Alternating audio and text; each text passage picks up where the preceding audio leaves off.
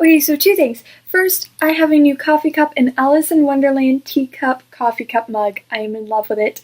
And second, we are going to be reviewing The Book Jumper by Mechthild Glaser. I do not believe I pronounced that name. So our main character, Amy Lennox, it starts out where her and her mom are in the middle of packing. Some things just happened to them. Their whole worlds were turned upside down, and they are going to leave. They are not moving away. They're going to come back, but they are going to get away. They need some fresh air. They need to step back and leave for a while. So Amy and her mom, Alexis, are going to visit Amy's grandmother that she has never met, where Alexis grew up on an island where Amy has also never been. What she knows is that her mom, when she was younger, when she discovered she was pregnant with Amy, left and has never been in touch with any of her family since, has never really told Amy much about that, and it's just been her and her mom. So some dramatic things just happened. Amy was bullied at school and some things, and it makes her kind of on guard a lot with kids around her age now. So when they go to the island, there are two other kids her age that are there, 17, and she is very on guard with them, which I thought was kind of a bit of a change. It was interesting from the books I had been reading where the protagonists were kind of a bit different. Amy is honestly more awkward and just kind of a loner, and it was very different to read about that kind of character in a fantasy like this right now, because the way it started out, like, it could have had a totally different kind of plot than this book did. Another thing is the author lives in Germany, so this book and all the author's books are written in German, so the Book Jumper was translated into English. And I do not know if there is a sequel, because if so, it's not been translated to English yet that I know of. So I honestly have no idea about any of the author's other works besides that they are in German. This is the only one I know of that has been translated to English. I don't know much else really, but I definitely enjoyed this book, and I was pretty surprised and very happy with it. The ending was a whole other story. The ending was very, very emotional and a lot of things, honestly. But so from the cover, you get the idea of a girl that can jump into a book, kind of thing. Book jumping, I guess. And you are not wrong. You are very not wrong. So on this island, there are two clans where Amy visits her grandma, and two families, and they both have a long history, and they kind of have a truce now to protect literature. There's this ancient library where Amy meets those two other kids her age, Will and what's her name that I do not remember, and they are the only ones who can book jump, as it's called now, because book jumping, where they can jump into a book and interact with the characters, and I'll get into that in a minute because it was phenomenal, and how it was written was amazing. I loved it. It was awesome. Only certain ages can you jump into the book world, and not everyone can. If you're in the family, only certain people have the book jumping gene, so that was a whole other thing. So now we're going to do a bit more of spoilers. So what you guys need to know if you have not read this book and do not want to be spoiled is it is very much worth giving a try. I had heard nothing about it. I picked it up on a whim because it looked interesting and the cover was beautiful. I ended up loving it. I'm definitely going to buy it soon, and it was amazing. It was the descriptions, the characters, the ideas, the plots, everything was so interesting and amazing and very well thought out and crafted. The world, the ideas, it was amazing. So if you're still unclear of what it is about, Amy learns that she can jump into the books, and she also discovers that while there are rules with book jumping, she is an exception to a lot of certain rules, which I will get into in the spoilers. And also that someone is stealing things from the books and they're making the books fall apart, which is very interesting to see how that can happen with how amazing the world and the plot, how the author developed the idea of the book jumpers and stuff was really good. So how the thief steals from the books is a very key thing that was very interesting to discover and was really cool. So, say someone steals an idea from Alice in Wonderland, like the White Rabbit. Then he would never have been in the story, and if the White Rabbit is kind of important to Alice finding Wonderland, then she would have never discovered it and the story would fall apart, right? Well, if that changes when someone is book jumping, then it changes in every printed copy that there is in the world. So you can never have the original copy of what the story used to be like then, unless it gets fixed. And it's like that. It's like really well thought out and crafted, and it was amazing. I really liked it. So someone is stealing things and Amy has to get to the bottom of it, and with her friend Will, who is also a fellow book jumper. And that is it for the non-spoiler section. So now we're getting into the spoilers. So bye-bye non-spoilers.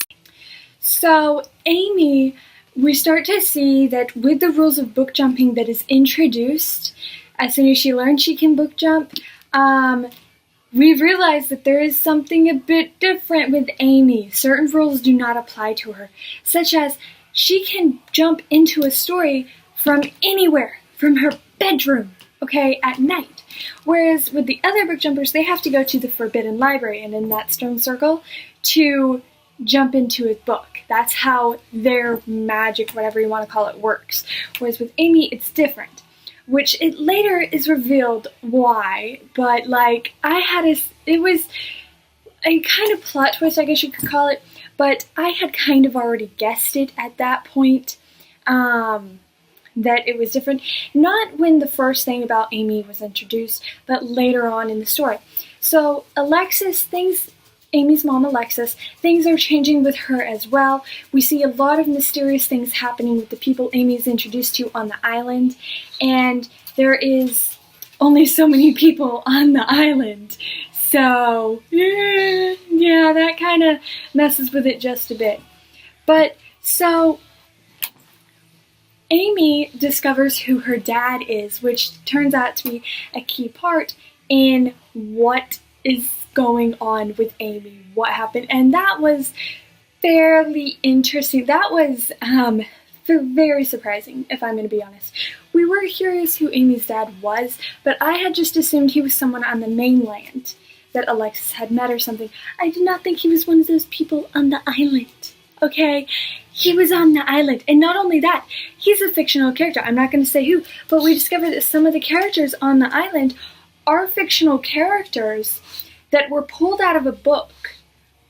And that original book is a very old fairy tale that was destroyed. So there is no pieces of it left. There is a couple pieces of it left, but that is very little, and they're like burned and unable to read. So only 3 characters from that story survived, and they're out in nowadays world on that island, protecting and teaching book jumpers, da-da-da-da-da. So that was really interesting. I was in love with how Will, the book jumper, brought out Sherlock Holmes, his best friend, and was hanging out with him in his everyday life sometimes, and that was his secret. And then I was so sad, and then for the rest of the book it was so sad whenever Sherlock Holmes is mentioned again, because, spoilers, Sherlock Holmes was found dead. When we meet Will, Sherlock Holmes had gone missing when Will brought him out of the book.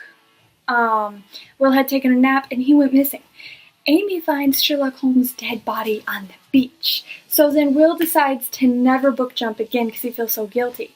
And we discover why when we're doing first-person point of view with Amy, but then we have every couple chapters a third-person point of view with Will, and it gives like his dreams, nightmares, and his memories of when he met Sherlock Holmes when he was 5. And it was so sad. It was very interesting and sad and a lot of things. So we loved Sherlock Holmes, even though we didn't get to see him a whole lot and actually get to know his character with Amy or anyone else, really, just in Will's memories or dreams, or his dead body. So, that was something else, but yeah. Then we're trying to figure out who the thief is who's stealing all these stories that Amy is going through.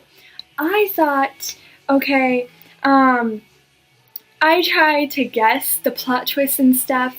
I did not in this book. The only one I guessed was that Amy's dad was a fictional character. And that was after a while. That was after like over halfway through the book.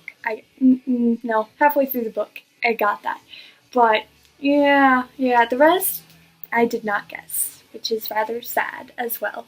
But so Amy, there's this, when you jump into a book, you can go to different pages, you can go to the margin area, which is where if a character is not in an important scene in the plot at that moment that is happening in the book, then they go to the margin where other characters from other books come and they all just hang out and chat and do whatever, basically.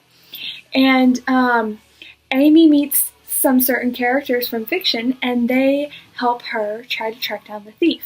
And I was like trying to figure out who it was that was the thief, because it had to be someone that it was trying to help Amy. It had to be. So, But while I was doing that, I was also fairly surprised that Shere Khan from the Jungle Book was not a bad guy. We liked Shere Khan in the Book Jumper a lot. But so then we start learning the history of the two clans as well, and how they're trying to protect literature and stuff. And we're trying to find out who the thief is, because Shere Khan says that it smells like someone from the island, like Amy, a human, or at least more human than Amy probably is. So now Amy's trying to figure out who on the island, which is a very small group of people, could be the thief. They meet this skinny little girl that looks starved, her and Will do. And I'm sorry, but I get that it's a starving little girl and stuff, but the way she acted in the book, okay, that would send off some warning bells that she may be up to something. She may have something to do with these things, because she's the only one who could at this point, once they have eliminated all their other suspects, because her grandmother was stabbed and a lot of other things happened to prove that it was no one else on the island that is the thief. So at that point, if there's one little girl that's really crazy that no one's seen before, and the thieving has just started recently, that can send off some warning bells. Yeah. So to skip forward to the ending, because there is a lot into this book. There was so much that was just amazing and blew me away. But to skip to the ending, the spoilers for that, I'm going to tell you guys. And we find out who the thief was, and that was the princess from the old fairy tale that Amy's fictional dad, her dad that is a fictional character that came out of that story that was burned and no longer exists. The princess from that story also escaped, but she was asleep for hundreds of years while the other characters were out living their lives, okay, and getting over it. And so the princess, when she woke up, was very angry, and she basically did some mind control things to Will, and it took a while for the mind control to kick in. But then she reveals that she made Will kill Sherlock Holmes. And that was just so sad, the way that it happened in the book. That was so sad. But she reveals a lot of other things at the same time. she's rewriting her story, and instead of including the old fictional characters, she's recruiting new people to be the fictional characters, such as the knight and the monster that kill each other and die. So she decides that Will, who she has already brainwashed, not brainwashed, but mind-controlled kind of thing, so he doesn't know what he's doing, okay, to be the monster, and she turns him into a monster, and then she makes Amy be the knight that is kind of killed by the monster in the story and stuff. So she's laughing and giggling in this evil little thing that we really hate right now, okay? I mean, we hated her a couple chapters before, but we really, really hate her right now. And so Amy is trying to reach Will while he is trying to kill her as a monster, has no idea what he's doing, and then he does figure out and realize what it is, and we find out what the ending of that fairy tale that no longer exists, the princess is from.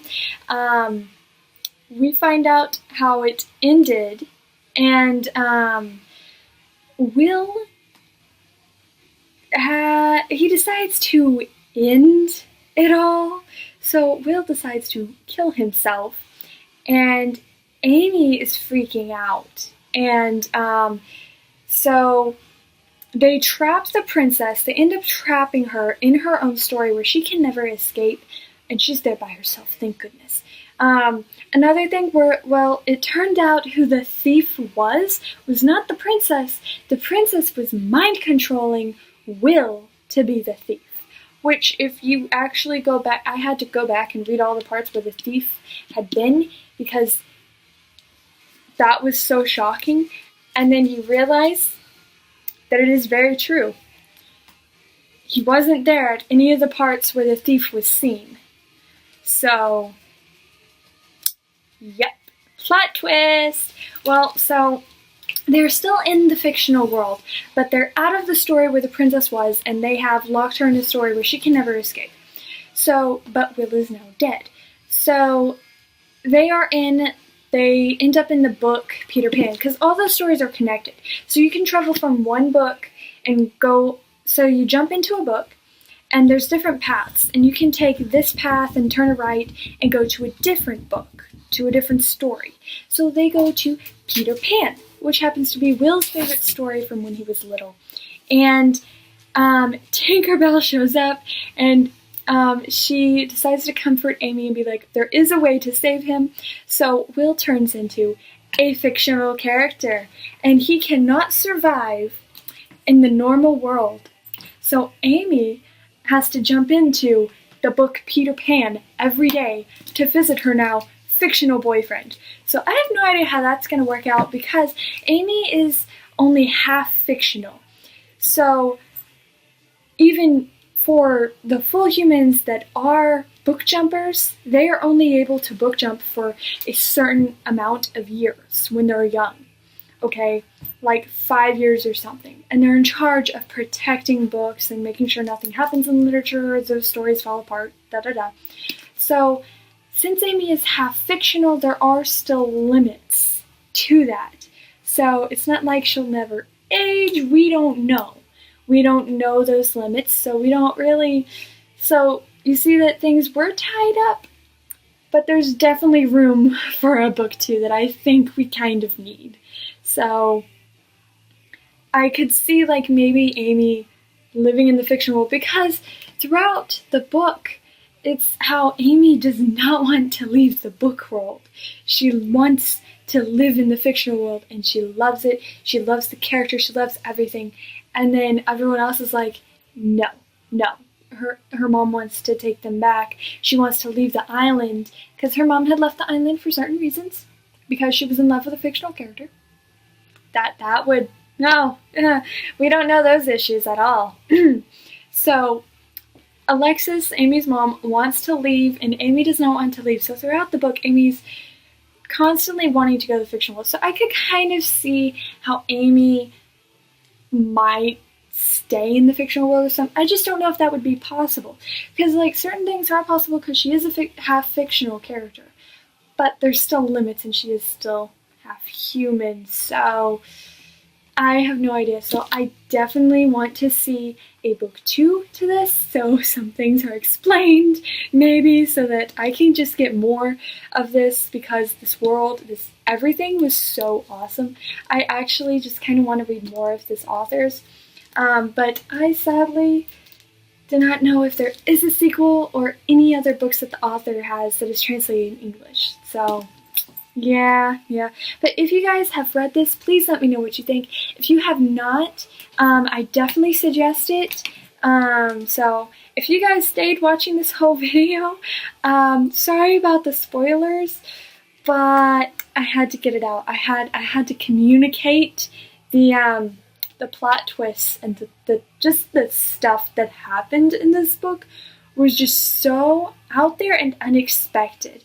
Like, there's a lot of books that I've read lately that have to do with going into a non-reality world, a video game, a movie, a book, or dealing with fictional characters, but none of those had been like this one. This one was like just so thought out and planned and everything, and it just, one thing led to another, and it all built off each other and went so well together that it was kind of like reading a Harry Potter book. It was really good, and I don't find a lot of those when it's jumping into another book kind of thing. It's really weird, but I was definitely surprised and loved this. So that is another book down in January that was on my TBR. So now I just have to read the rest of the pile. Have a good one, you guys. Thanks for watching.